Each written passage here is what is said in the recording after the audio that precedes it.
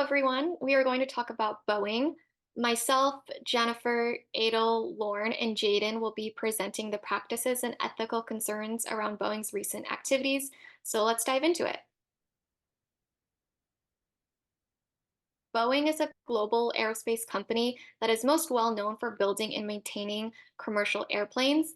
It also has three other business activities, including designing military defense systems, creating advanced technology solutions, and providing global services for commercial defense and space customers.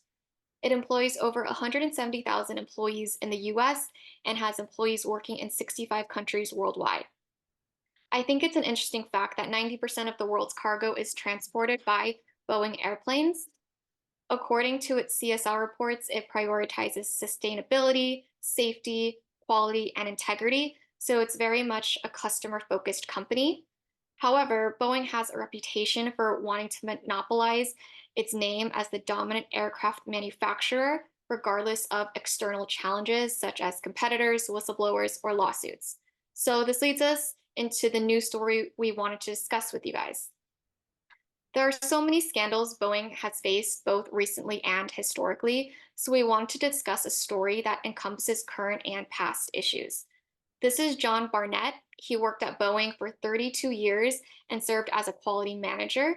He resigned from the company in 2017 and became a whistleblower against Boeing, claiming that upper management was negligent of safety procedures and approved planes that they knew were defective. Barnett then filed a defamation and retaliation lawsuit against the company, which brings us to March 9th, 2024, when Barnett was found dead from a quote unquote self inflicted gunshot wound. The timing of his death is suspicious because it happened just days before he was supposed to give a deposition in the lawsuit he filed against Boeing. This lawsuit also is happening while many other issues are being reported of Boeing aircraft. So we all know about the Alaska Airlines incident where the door panel blew off mid-flight.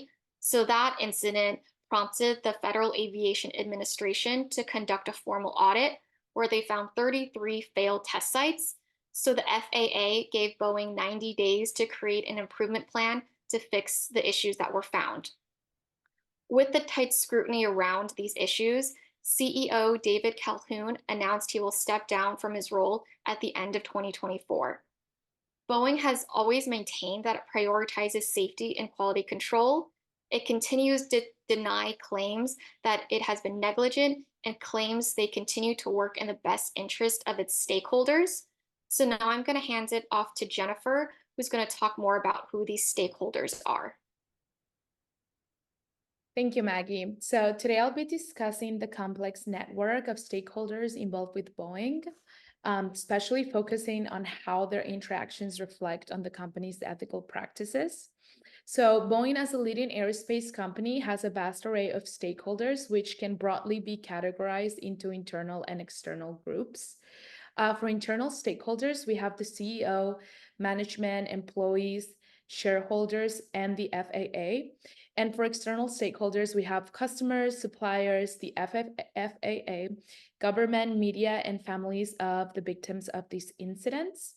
So it is important to point out that we have added the FAA in both internal and external categories because the FAA has inspectors embedded within Boeing who receive compensation from both Boeing and the FAA.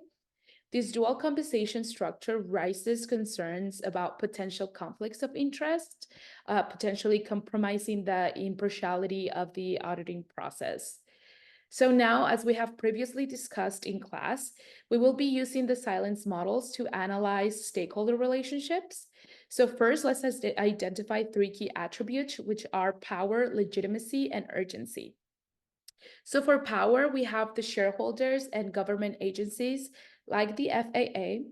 So for our legitimacy, we have employees and management.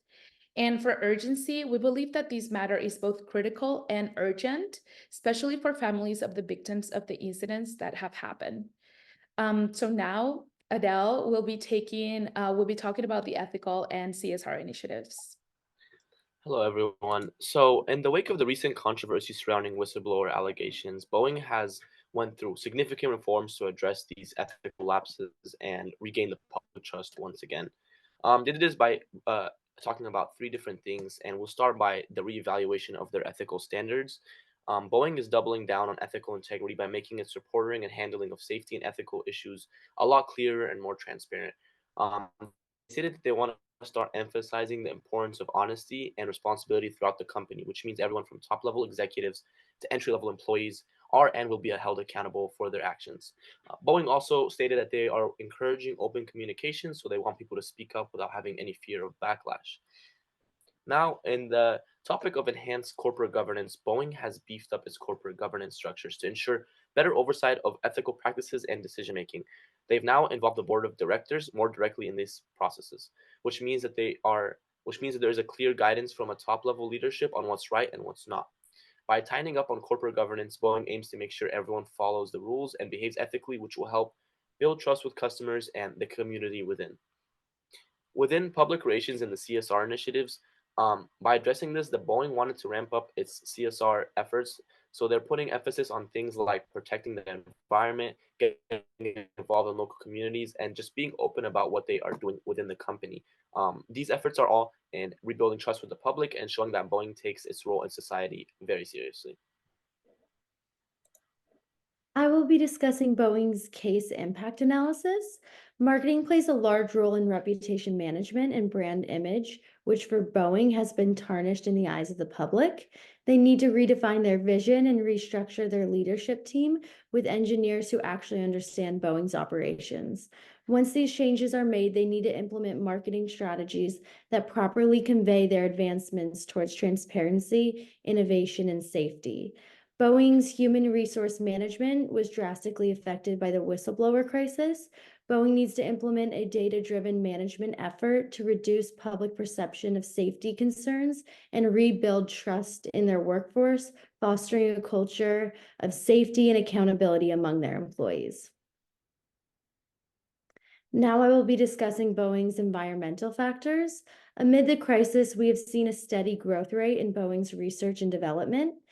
Boeing's annual research and development expenses for 2023 was $3.377 billion, which was an 18.41% increase from 2022.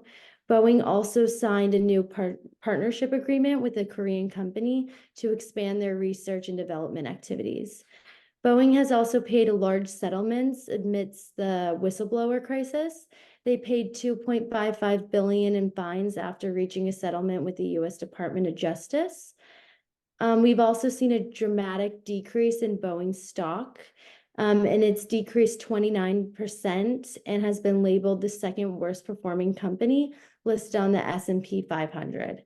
Lastly, Boeing has pledged to increase inspections in the supply chain and implement signage in protocol documentation. They have seen a big increase in delays within their supply chain, which has hindered their ability to meet their demand. Now, Jaden will be discussing Boeing's cultural factors.